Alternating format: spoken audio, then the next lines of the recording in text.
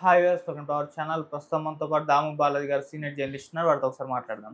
Sir నమస్కారం. Sir నమస్తే. Sir Posani కేసుకు సంబంధించి హైకోర్టు పోలీసుల పైన సీరియస్ అయిందని చెప్పేసి చెప్తున్నారు. సార్ ఇటు చేబ్రోలు కిరణ్ పైన కూడా అంటే అతని పోలీస్ పైన కూడా కోర్టు సీరియస్ అయిందని చెప్తున్నారు. ఎందుకంటే రెండు కూడా సిమిలర్ సెక్షన్ల కింద ఇద్దరి పైన కేసులు నమోదు చేశారు. అందులో 111 అనే ఒక సెక్షన్ కింద నమోదు చేశారు. ఇది మిస్యూజ్ జరుగుతుంది అని చెప్పేసి కూడా అంటున్నారు. మరి ఏం జరిగింది ఈ 111 కేసుకు సంబంధించి? హైకోర్టు ఏం చెప్పింది సార్? ఈ మధ్యకాలంలో నేను ఆల్రెడీ 2-3 వీడియోల్లో కూడా ఈ విషయం చెప్పాను. ఈ మధ్యకాలంలో చాలామంది మీద, ముఖ్యంగా సోషల్ మీడియాలో పోస్టులు పెట్టే వాళ్ళ మీద 111 సెక్షన్ బిఎన్ఎస్ భారతీయ న్యాయ సంహిత 111 1, 2, 3లో ఉంటాయి బ్రాకెట్లో, మళ్ళీ బ్రాడ్గా 111 సెక్షన్ని పెట్టేస్తున్నారు. ఎక్కువగా ఆంధ్రాలో వైసీపీ సోషల్ మీడియా యాక్టివిస్టుల మీద 111 విపరీతంగా పెడుతున్నారు. పోసాని కృష్ణమురళి గారు మీద కూడా పెట్టారు. అట్లాగే మొన్న తెలుగుదేశం ఐటీడీపీ కార్యకర్త చేబ్రోలు కిరణ్ని అరెస్ట్ చేసినప్పుడు కూడా అతని మీద కూడా 111 పెట్టారు. సో పోలీసులు ఎందుకు 111 పెడుతున్నారు అంటే, చాలా కేసుల్లో ఒక రూల్ ఏంటంటే, సుప్రీంకోర్టు అనేకసార్లు చెప్పింది, 7 ఏళ్ళ కంటే తక్కువ జైలు శిక్ష పడే సెక్షన్లు అప్లికబుల్ అయిన చోట మీరు అరెస్టులు చేయకండి. వాళ్ళకి 35(3) ఇంతకుముందు 41A ఉండేది సిఆర్పిసి, ఇప్పుడు 35(3) బిఎన్ఎస్ఎస్ భారతీయ నాగరిక సురక్షా సంహిత 35(3) ప్రకారం నోటీసులు ఇచ్చి వాళ్ళ ఎక్స్ప్లెనేషన్ తీసుకొని దాని తర్వాత ఆ కేసును విచారించండి, వాళ్ళని అరెస్టులు చేయకండి అనేది చెప్పింది. అట్లాగే కింది కోర్టులకు కూడా వాళ్ళకి ఒకవేళ అరెస్ట్ చేసి పోలీసులు తీసుకొస్తే మీరు ప్రశ్నించండి అని కూడా సుప్రీంకోర్టు కింది కోర్టు జడ్జిలకి ప్లస్ పోలీసులకి ఈ ఆదేశాలు జారీ చేసింది. దాంతో వీళ్ళు ఏం చేస్తున్నారు, 7 ఏళ్ళ కంటే ఎక్కువ శిక్షలు పడే సెక్షన్లు ఏమున్నాయని చూస్తున్నారు. వీళ్ళకి 111 దొరికింది కొత్తగా. బిఎన్ఎస్ చట్టంలో 111 అనే యాక్ట్ ఒక సెక్షన్ దొరికింది. ఆ సెక్షన్ ఏం చెప్తుందంటే, ఆర్గనైజ్డ్ క్రైమ్కి సంబంధించిన ఇది చెప్తుంది. ఆర్గనైజ్డ్ క్రైమ్లో క్రైమ్ సిండికేట్ మెంబర్గా ఉన్న, ఆర్గనైజ్డ్ క్రైమ్ సిండికేటు మెంబర్గా ఉన్న వాళ్ళకి ఆశ్రయం ఇచ్చినా, లేకపోతే ఆర్గనైజ్డ్ క్రైమ్లో నుంచి వచ్చే డబ్బులు నువ్వు తీసుకున్నా వస్తుంది. ఇంకా కొన్ని ఉన్నాయి, నేను తర్వాత దీన్ని వివరిస్తాను. అసలు ఈ సెక్షన్ని ఎందుకు మిస్యూజ్ చేస్తున్నారు ఇవన్నీ కూడా తర్వాత మాట్లాడుకుందాం. ముందు అసలు ఈ ఇద్దరు జడ్జిలు, high court judge, Mangalagiri court judge, ఇద్దరు కూడా దీని మీద ఏం మాట్లాడారు అనేది ముందుగా మనం మాట్లాడుకుందాం. ఫస్ట్ మనం పోసాని కృష్ణమురళి మాట్లాడుకుందాం. పోసాని కృష్ణమురళి మీద ఆల్రెడీ 17 కేసులు ఉన్నాయి. ఆయన మీద కూడా 111 పెట్టారు. 111 పెట్టడం మీద గతంలో కూడా హైకోర్టు ఆదేశాలు జారీ చేసింది. 111 ఎందుకు పెడుతున్నారు, కంప్లైంట్లో లేని సెక్షన్లు పెట్టకూడదు, మీరు పెడుతున్నారు. పెట్టినప్పుడు కింది మేజిస్ట్రేట్లు, క్రిమినల్ కోర్టులో ఉండే మేజిస్ట్రేట్లు, మీరు మెకానికల్గా రిమాండ్ ఇచ్చేస్తున్నారు, మీరు పోలీసుల్ని ప్రశ్నించాలి. అరే భయ్ ఎందుకు పెట్టారు, ఇది కంప్లైంట్లో లేదు కదా, మీరెందుకు ఈ సెక్షన్ పెట్టారని అడగాలి. అడగకుండా పోలీసులు రిమాండ్కి ఇవ్వమంటే మీరు రిమాండ్కి మెకానికల్కి ఇచ్చేస్తున్నారని కూడా హైకోర్టు మాట్లాడింది. అయితే ఈ కాంటెక్స్లో కొత్తగా పోసాని కృష్ణమురళికి 17 కేసుల్లో కూడా ఆయనకి 5-6 కేసుల్లో బెయిల్ వచ్చేసి మిగతా కేసుల్ని ముందుకు తీసుకెళ్ళలేదు. ఈ లోపల సూళ్ళూరుపేట వాళ్ళు 35(3) కింద పోసాని కృష్ణమురళికి నోటీస్ ఇచ్చారు.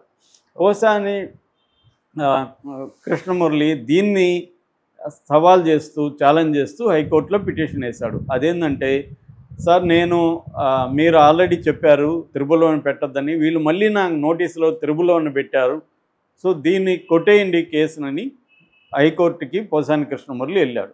సో దాంతో హైకోర్టు చాలా సీరియస్ అయింది. సూళ్ళూరుపేట సిఐ మురళీకృష్ణకి మీద ఆగ్రహం వ్యక్తం చేసింది. మీరెందుకు ఇలాగా, మేము వద్దంటే కూడా మీరు ఎందుకు పెట్టారు, సో ఇది కోర్టు ధిక్కరణ కిందకి రాదా, మీరు కోర్టుకు వచ్చి మాకు ఎక్స్ప్లెనేషన్ ఇవ్వండి అని జడ్జి ఎన్ హరినాథ్ గారు చాలా సీరియస్గా ఈ సిఐ మురళీకృష్ణ మీద పెట్టింది. ఇదేం కేసు అంటే, బిఆర్ నాయుడు, ఇప్పుడు మన టీటీడీ చైర్మన్ ఉన్నాడు కదా, బిఆర్ నాయుడిని పోసాని దూషించాడని చెప్పి హరినాథ్ అనే వ్యక్తి, ఇంతకుముందు జడ్జి హరినాథ్ జడ్జి హరినాథ్ కాదు, ఈ కంప్లైంట్ ఇచ్చిన సుధాకర్ అనే వ్యక్తి, టీవీ5 వ్యక్తి కంప్లైంట్ ఇచ్చాడు. జడ్జి పేరు హర్నాథే. TV5 వ్యక్తి సుధాకర్ అనే వ్యక్తి సూలూరుపేటలో కంప్లైంట్ ఇచ్చాడు. బిఆర్ నాయుడిని కించపరుస్తూ పోసాని మాట్లాడాడు. ఇది నిజానికి తీవ్రమైన నేరం కాదు. అంటే 10 ఏళ్ళు 20 ఏళ్ళు జైలు శిక్ష పడే నేరం కాదు ఇది. ప్రతి నేరానికి తీవ్రత అనేది ఉంటుంది అనమాట. అది మన చట్టాలు డిఫైన్ చేస్తాయి, మనం డిఫైన్ చేసేది కాదు. ఏ నేరం యొక్క తీవ్రత ఏంటి, ఇప్పుడు హత్య చేయడం, ఒకరిని చిన్నగా కొట్టడం రెండు ఒకే రకమైన నేరాలు అయితే కాదు కదా. అందుకని నేర తీవ్రతను బట్టి, నేర స్వభావాన్ని బట్టి, ఆ నేరం చేసిన విధానాన్ని బట్టి సెక్షన్లు అప్లికబుల్ అవుతాయి. జడ్జిలు కూడా ఇవన్నీ చూసుకొనే శిక్షలు వేస్తారు. అందుకనే హత్యలు చేసిన వాళ్ళందరికీ మరణశిక్షలు వేయరు. మన దేశంలో దాదాపు సంవత్సరానికి 33,000 నుంచి 35,000 మర్డర్లు జరుగుతుంటాయి. కానీ మరణశిక్షలు ఎంతమందికి పడతాయి? ఏ 5 మందికో 10 మందికో కూడా పడవు సంవత్సరానికి మరణశిక్షలు.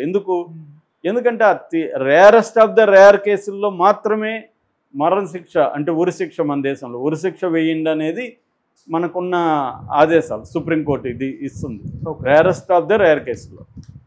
అలాగా ఇప్పుడు ఈ హైకోర్టు ఇచ్చింది. అలాగే మంగళగిరి కోర్టు కూడా ఈ చేబ్రోలు కిరణ్ విషయంలో ఇంతే తీవ్రంగా రియాక్ట్ అయింది. మంగళగిరి కోర్టులో కూడా Srinivasarao CI, Mangalagiri rural CI, అతన్ని చాలా గట్టిగానే మందలించింది. మీరెందుకు చేబ్రోలు కిరణ్కి ట్రిబుల్ అని పెట్టారో అది అప్లికబుల్ కాదు కదా ఈ కేసులో, మీకు అతనికి ఛార్జ్ మేము ఇవ్వండి అని కూడా పై ఎస్పీని ఆదేశించింది. గుంటూరు ఎస్పీని ఇతనికి సిఐకి ఛార్జ్ మేము ఇవ్వండి, ఇది హైకోర్టు ధిక్కరణ అని కూడా మంగళగిరి కోర్టు చెప్పింది.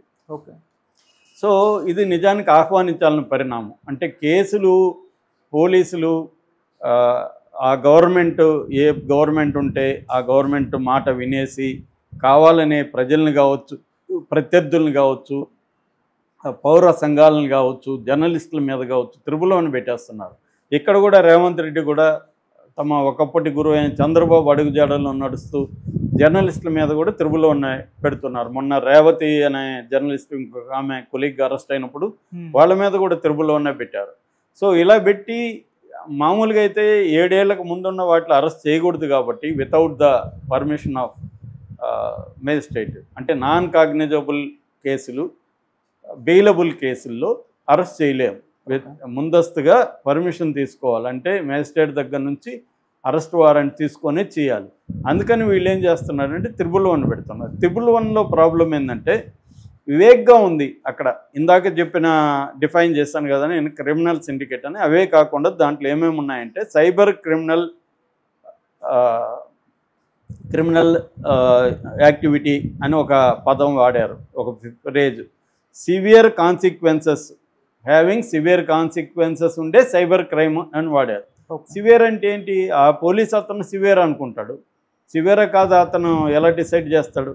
రెండవది కంటిన్యూయింగ్ అన్లాఫుల్ యాక్టివిటీ. అంటే కంటిన్యూయింగ్ అన్లాఫుల్ యాక్టివిటీ అంటే రూల్ ఏంటంటే 10 ఏళ్ల పాటు 10 ఏళ్లలో అనేక ఛార్జ్షీట్లు అంటే మల్టిపుల్ ఛార్జ్షీట్లు పడి ఉండాలి ఆ వ్యక్తి మీద, అప్పుడే త్రిబుల్ పెట్టాలి.